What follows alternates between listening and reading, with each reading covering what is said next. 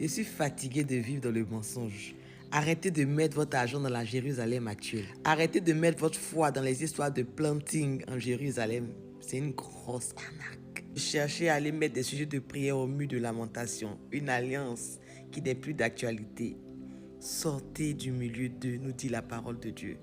Je suis fatigué de vivre dans le mensonge. En Galates 4, versets 24 à 26, la Bible dit quelque chose qui est tellement important. La Bible dit, ces choses sont allégoriques car ces femmes sont deux alliances. L'une du mont Sinaï enfanta pour la servitude, c'est Agar.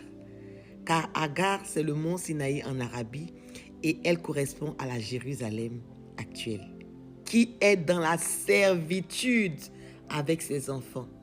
Ici, la parole de Dieu s'appuie sur deux femmes qui ont été épouses d'Abraham, le père de la foi, et il nous révèle quelque chose de caché, un mystère caché au travers de ces deux femmes.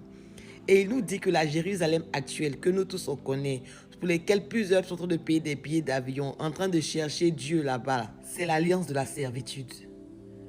Pendant que Papa nous a affranchis, c'est pour la liberté que Christ nous a affranchis. Alors ne veillez point à aller vous mettre encore sous le joug de la servitude. Nous continuons encore à nous mettre sous le joug de la servitude en recherchant Dieu dans les murailles de la lamentation, dans les choses de la Jérusalem. Tu parles en Jérusalem pour ta culture personnelle. Tu parles en Israël pour voir un peu, pour ton histoire, pour avoir plus. Mais ne mets pas ta foi dedans. Tu n'es pas fatigué de payer les huiles d'Israël. Tu n'es pas fatigué des choses, du sel de mer, de la mer morte d'Israël. Tu n'es pas fatigué de ça.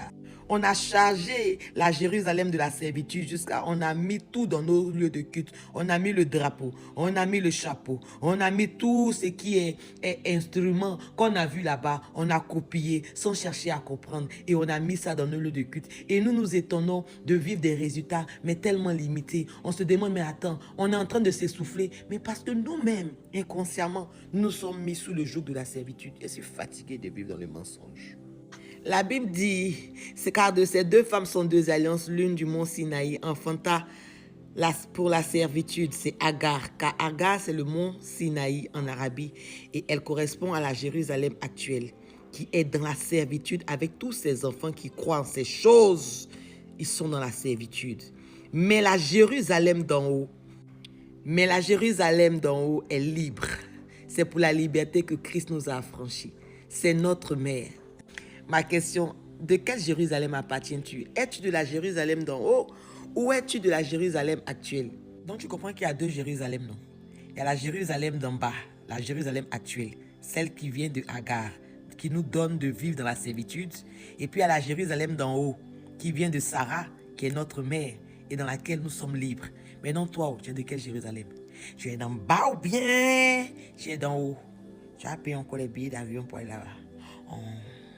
C'est la raison pour laquelle en Actes 15, verset 10, il est écrit « Maintenant donc, pourquoi vous tentez Dieu? Pourquoi vous tentez Dieu, conducteur de la parole? Pourquoi vous tentez Dieu en mettant sur le cou des disciples, de tous ceux qui cherchent Jésus, en mettant sur leur cou un joug que nos pères, ni nous, n'avons pu porter. Nos pères ont porté ça hier dans l'ancienne alliance, c'était compliqué. Nous-mêmes, là, on ne peut pas porter ça. Mais nous qui sommes les conducteurs, on a placé le cou des disciples, on a placé le cou des fidèles, et puis on a mis le joug là comme ça. Bia! Galates 5, verset 1 dit, c'est pour la liberté que Christ nous a affranchis. Nous a affranchis. Demeurez donc fermes et ne vous laissez pas de nouveau mettre sous le joug de la servitude.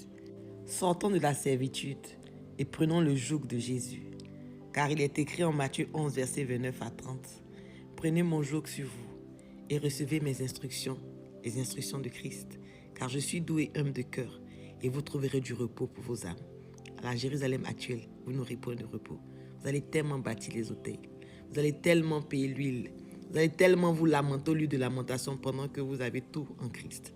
Au verset 30, il dit car mon joug est doux et mon fardeau est léger. Que Dieu nous bénisse.